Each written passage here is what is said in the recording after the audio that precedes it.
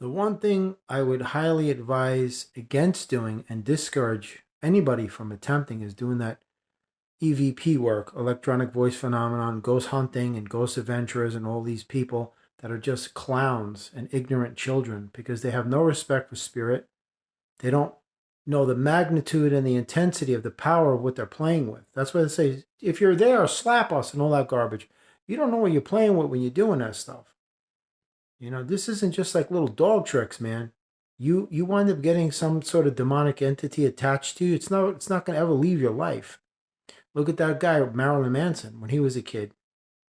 When he was like 15, some bully was threatening him that if he didn't read from the Necronomicon, that he was going to beat it. Just basically beat him up and hurt him.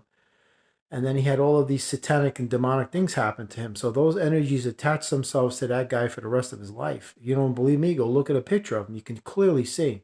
You have to understand about what you're dealing with when you're dealing with demonic entities and malevolent presence and evil and all those things.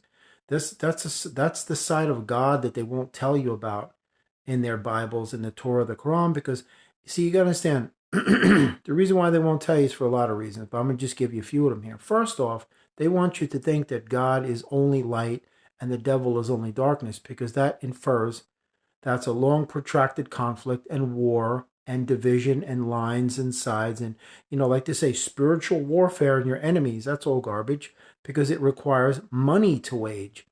All wars require money to wage, and you have to pick a side. If you know human history, you'll know that more wars have been fought over religious reasons than any other because of this nonsense. And there's a lot of other reasons why it's not in their favor, to their benefit, to tell you what the real truth is.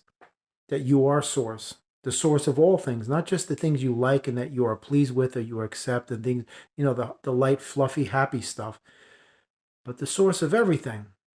I was told by a cosmic entity once, a cosmic being, that only God could scare the hell out of the devil. Wrap your mind around that. And do they not refer to Satan as the prince of darkness? Who do you think is the king?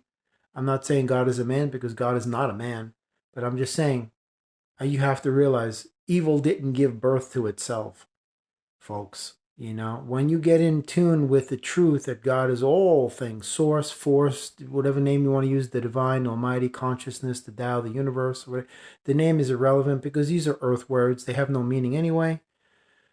But to give you a clear understanding of the magnitude and intensity, severity of the power that you're playing with, because you think it's like a dumb little puppy, these things don't take kindly to human beings because they prey on your mind. That's why you hear voices in your head telling you to kill yourself and kill others, because that's real stuff happening. They see weakness and they prey upon that weakness. To give you just a little bit of insight how powerful these entities are, they can, upon possession of your vessel, they can either possess your soul, like you see in the movie The Exorcist, and it goes far beyond that. And then you're going to get tapped into portals that you can't even comprehend. Or if they want to, they can actually take your soul and push it out of your body, out of the body that it's occupying. And it has happened. There was a TV show called Celebrity Ghost Stories. It was years ago. And one of the ladies said that she was an actress and she got a job in a movie theater, in an amphitheater. Like, it was a movie theater and also for stage performances. Very old, I think from like the 1700s.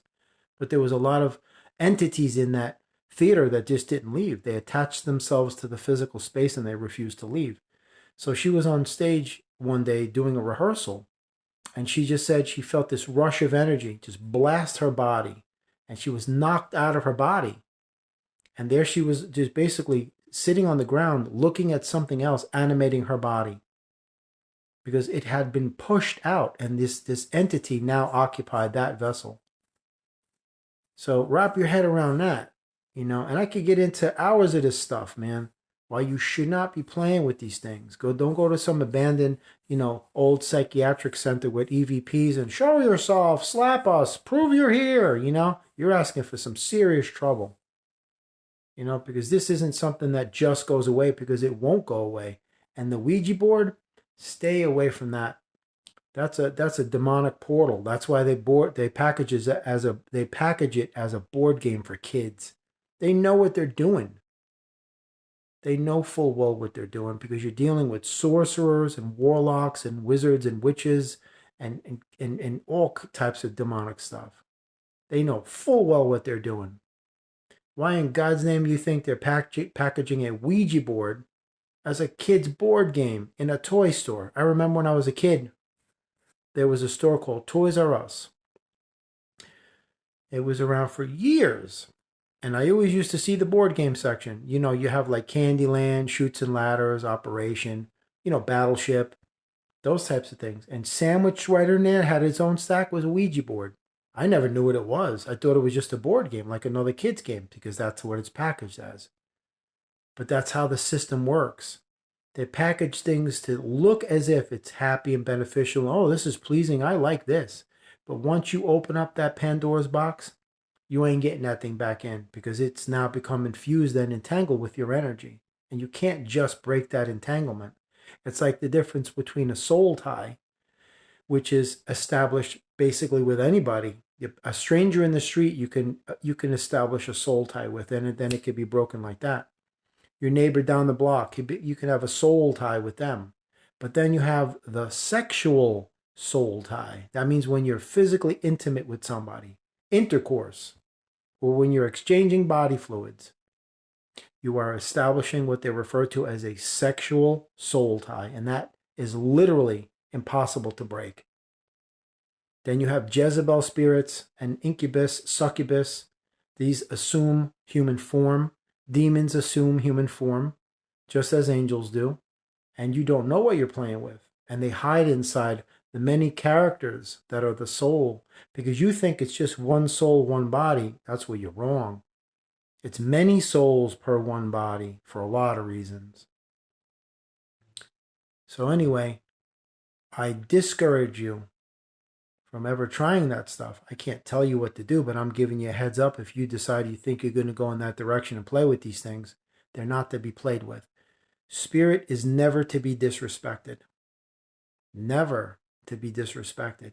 Because remember one thing, respect begets respect, but if you disrespect them, they're gonna turn it on you, but a lot heavier than you can deal with. And their version of disrespect, it'll follow you to your grave and then beyond. Trust me. Don't play with this stuff. Stay away from it. Don't even contemplate it. Don't even think about going to hang out with people that might want to get into an old abandoned, insane asylum or psychiatric center. Oh, I saw it on TV. Let's do it. Or go walking around the graveyard at night, looking for spirit activity and ghosts and all that stuff. You understand something. Metaphysical energies always precede physical presence exponentially. What do I mean?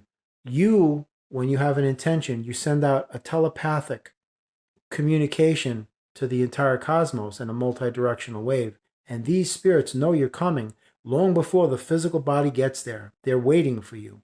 Even if you plan this a week in advance, a month, a year, it does not matter. Once that intention has been set and sent, they have already known, and they're just waiting for you. Because you just do not know the power of these things, these entities and these demonic forces. Because you are a part of this panoramic spectrum of the cosmos. It's just that you have not been motivated to realize your unlimited potential because it's not in the favor of those controlling this system to do so and to alert you or inform you or make you aware.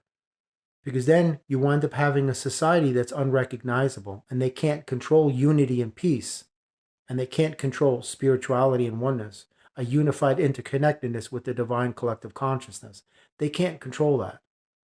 That's why they're trying to discourage people from gathering. That's what that whole thing was a few years back. Forcing you to stay locked in your house and all that garbage. When people get together and they're all vibing in the same alignment, they create what is referred to as a collective consciousness that raises the vibration of that ethos and the planet. And it makes you feel good. And you put the energy back in, and it's a reciprocity, and then amplifies, and everybody feels like they could literally fly out of their skin because it makes you feel so elated. It's a sublime elation. It's a beautiful experience. That's what they're trying to prevent. But anyway, do yourself a big service, and do not even attempt to contemplate doing something like going ghost hunting or anything like that. Because those guys who do that, they're imbeciles and morons and ignorant fools. They're children. They're stupid little children. They have no brains in their head. They have not one single active brain cell that's functioning and firing off in their noodle. Not one. They just do it for the money and for the ratings and for the advertisements and for the merchandising and the licensing. You know? They're like, show us yourself, slap us, throw something, punch my partner in the face, set us on fire, throw me over the railing. You know, and these two spirits are like, really? You know, you want to play like that? You know, camera or not? You know, here I come. But when I come, I'm going to freaking lay on you for the rest of your life when the cameras are on and when the cameras are off. You know, because you're showing disrespect. So that's what you're going to get in return. And when you're dealing with demonic entities, their version of disrespect, huh, you want to talk about physical damage? Just because you can't see them, they can inflict serious bodily injury on you. I'm not just talking about scratches. I'm talking about cutting you open, making you bleed. And it doesn't stop there. They can manipulate physical objects just like you can, but they're stronger, much stronger. I remember watching a show one time where there was a chain link, like a chain left in the basement, and one of the spirits took the chain and was slamming the concrete floor so hard they pulverized a hole right in it. You could put your fist in. That's the type of power you're talking about.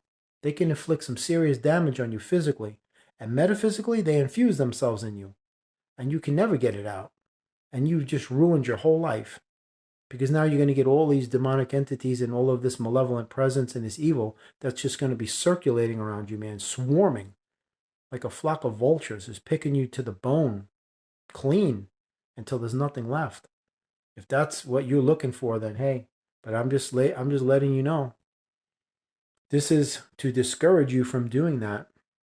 Anybody out there that's, attempting to maybe be inquisitive about, oh, I would wonder what that's, all about. Uh-huh. You have no idea what you're dealing with. Best is just to leave it alone, show spirit respect, and just find something else to do with your time, seriously. You've been warned.